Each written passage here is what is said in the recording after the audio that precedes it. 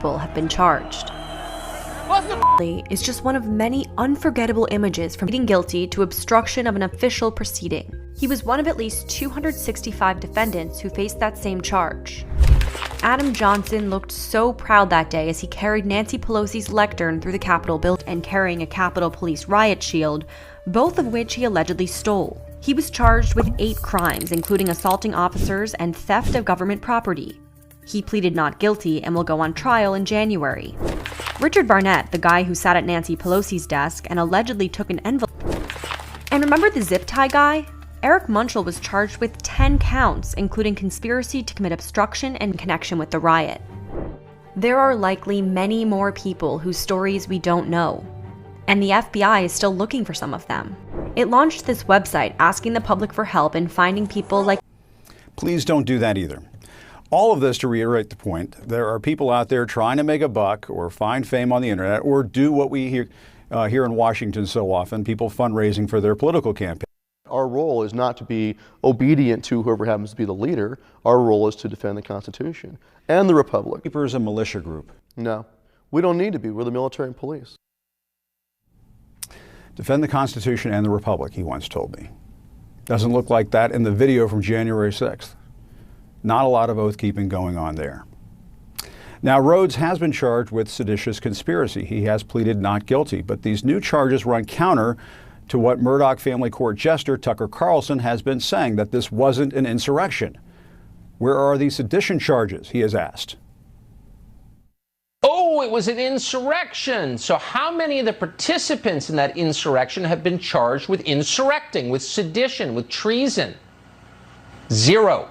By the Biden Justice Department, said they've been charged with effectively trespassing. I guess Tucker forgot about the previous court documents entered in fulfillment of a federal subpoena. I did my civic duty and I responded as required. Allies who sent phony documents, there they are, to the National Archives declaring that Trump won a bunch of key battleground states instead of Biden. Yes, that happened. The bogus documents appear to have been sent from local GOP operatives posing as electors in places like Pennsylvania and Arizona. To be clear, these documents are fake. Reporters in Arizona caught up with one of that state's GOP lawmakers, Jake Hoffman, who signed these documents posing as an alternate elector for Trump. We've also reached out to him for a comment, have not heard back, but here is how he explains it.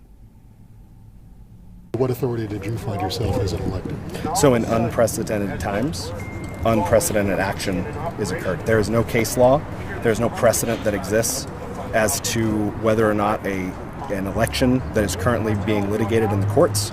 2022, that they must press your case on the past election in order to get your endorsement. Is that an absolute? They're going to do whatever they want to do. People have no idea how big this issue is, and they don't want it to happen again. It shouldn't be allowed to happen, and they don't want it to happen again. And the only way it's not going to happen again is you have to solve the problem of the presidential rigged election of 2020. Mr. President, if I'm... Whoa, one more question. I want to ask about a court hearing yesterday on January 6th. Judge Amit Mehta, he's gone. Okay. Yeah. He hung up. He hung up. That's because all of the lies are catching up with the Lord of the Lies.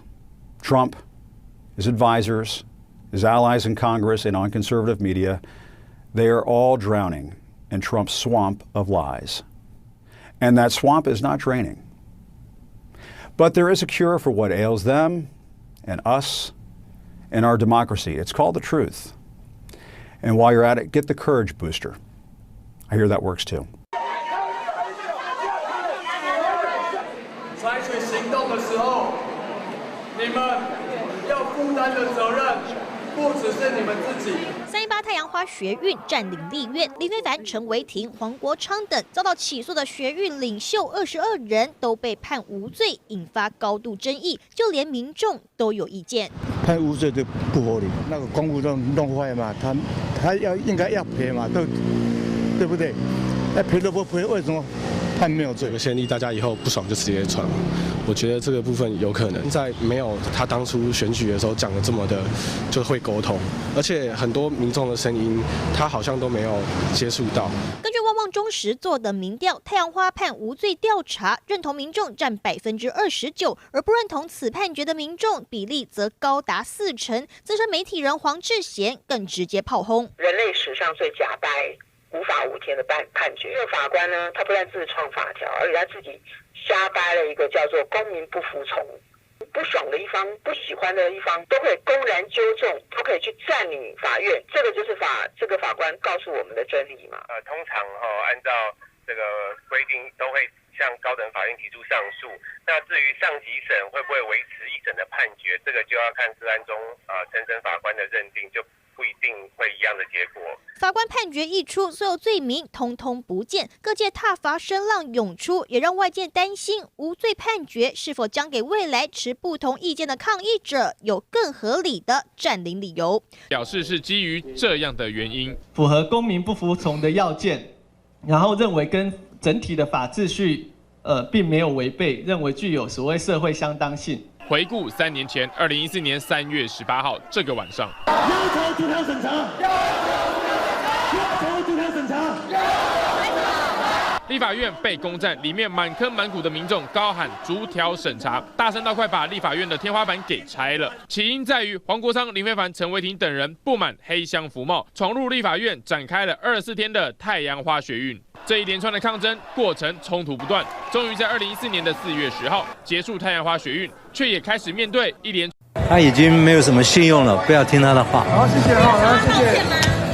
戴着国旗口罩出席晚会，马前总统语气轻松回呛，全因为前一天围攻执政时外交失败，现在还想冻结外交预算，是扯台湾后腿。党主席有话要说：4年了，什么都没有，没有半点进度，为什么？因为你连会都没有开啊，策略在哪里都搞不清楚啊，然后还要编钱，你知道这钱编了多少年了吗？连续编2年，外交部1500万拿去哪里花了？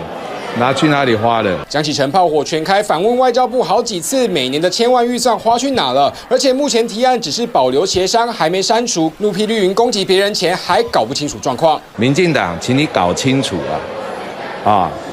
要纠正别人之前，先去看清楚内容。还有，你摆明的是在跟人民对干。绿营叫战外交成就，蓝营现任主席和前总统炮口一致对外。